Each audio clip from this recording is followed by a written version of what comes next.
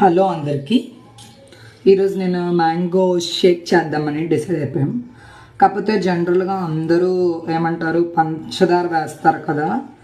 So నేను అలా కాకుండా బెల్లంతో చేద్దామని అనుకుంటున్నాను. సో చూద్దాం ఎలా వస్తుంది ఏంటంది. మ్యాంగో కాబట్టి ఫుల్ స్మాష్ అయిపోద్ది. సో అందులో ఏమీ లేదు. నేనైతే ఒక పండుకి పీల్ వచ్చింది, రెండో పండుకి స్పూన్ పెట్టి. ఓకేనా. అందరూ రొటీన్గా ఇప్పుడు కూడా పంచదార వేస్తారు కదా. సో నేనైతే బెల్లం వేద్దాం అని అనుకుంటున్నాను.